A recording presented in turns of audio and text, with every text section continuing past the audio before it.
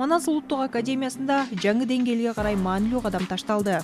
Академиянын ишмердүүлүгүн өнүктүрүүгө көмөктөшүүчү улуттук кеңешме түзүлдү. Бул кеңешме улуу эпостун даңазасын арттырып, илимий жана маданий багыттагы иш-чараларга жигердүү салым кошууга багытталган. Кеңеш эжелде түзүлүш керек болчу. Себеби кыргыз дүйнөсү деген түшүнүп, дин өзөгүндө Манас дүйнөсү турат.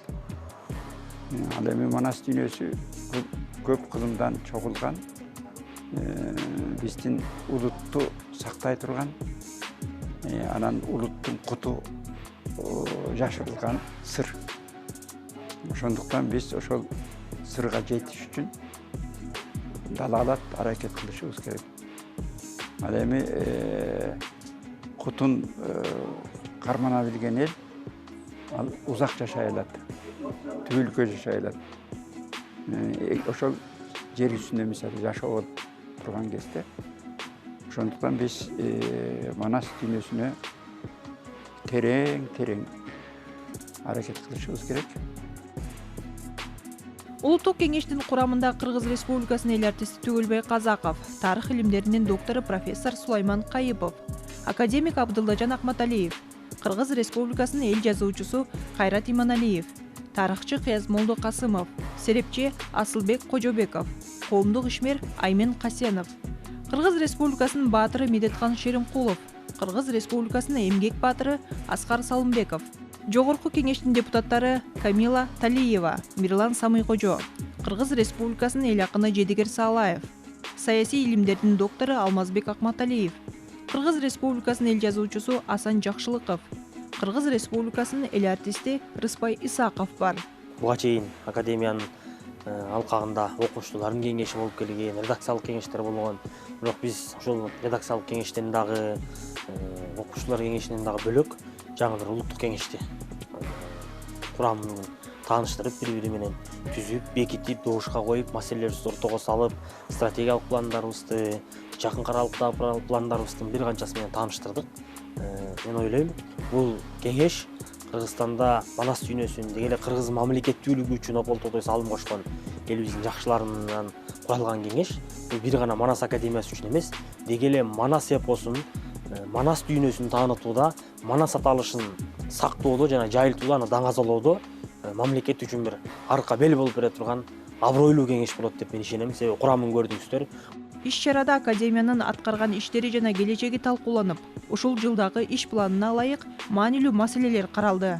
Анын ичинде Манас академиясынын 2025 жылга карата пландары, улуттук кеңештин регламентин кароо жана бекитүү, кеңештин төрагасын жана жооптуу катчыны шайлоо, академиянын ишмердүүлүгүнө, анын ичинде илимий изилдөөлөргө, маданий иш-чараларга жана билим берүү программаларына тиешелүү маселелер кирди.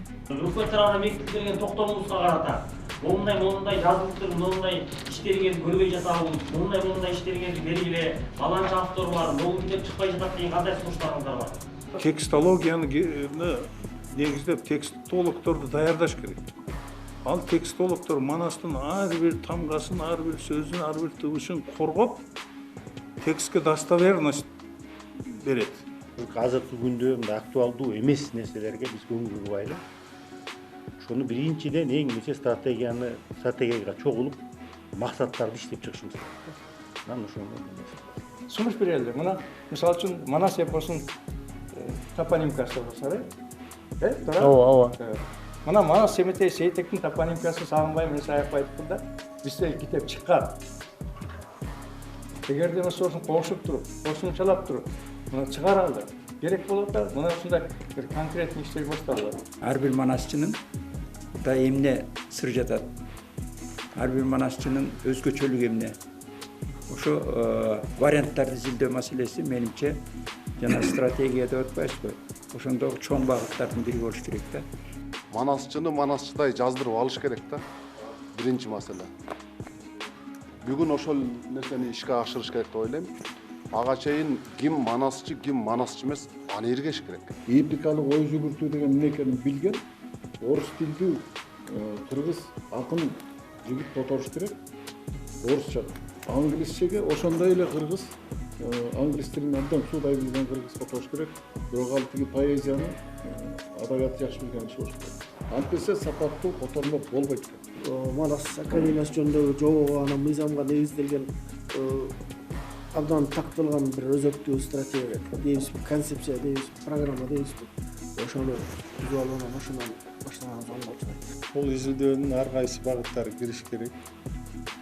Анын ичинде мен конкреттүү түрдө Кыргыздын 19-кылымда жашап өткөн Кыргыздын эң ири манасчыларын кайрадан жакшы тереңдеп изилдеш керек. Улуттук кеңештин мүчөлөрү ойлорун ортого салып, академия кандай иштерди алып барыш керек? Манас эпосунун кайсы багыттары боюнча изилдөө иштерин жүргүзүш керек?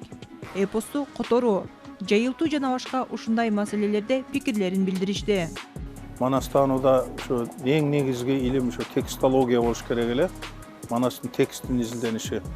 Мына ошол колго алына элек деген мен айттым. Анан кийин мына Манастын эски кол жазмалары бар. Манасты жазып алган кол жазмалар ушу академияда сакталып турат да. Ошолордун факсимилдик басылмасы жасаш керек да. Алардын сүрөтүн кадимкидей тартып туруп, өзүнүн технологиясы бар. Ошо ар бирин бет-бети менен архивде кандай болсо так ошондой кылып жарыялаш керек. Анын артына колунан келсе транслитерациясын, тамгалардын гана окунушун, транскрипция эмес, транслитерациясын берип коюш керек да. Андан кийин анан колдон келсе комментарийлерин кошо бериш керек. Илимий түшүнүктөрдү кошо берип коюш керек. Ошондо биз Манастын чыныгы жүзүн илим дүйнөсүндө тартуулаган болобуз да. Манас эми океанда мына ушул Манас жөнүндө көптөгөн чет элдик окумуштуулар, мамлекеттик коомдук ишмерлер айтты, жазышкан. Ошолорду иретке келтириш керек. Мисалы үчүн Манас эпосунун калыптанышынын 1000 жылдыгында 6% келген. Мына ошо 6%тин сөзү бүгүнкү күнгө чейин архивдерде жок болуп атат да. Бул биз үчүн чоң тарых. Атайын ООНдун чечими менен, ЮНЕСКОнун чечими менен белгиленип атканда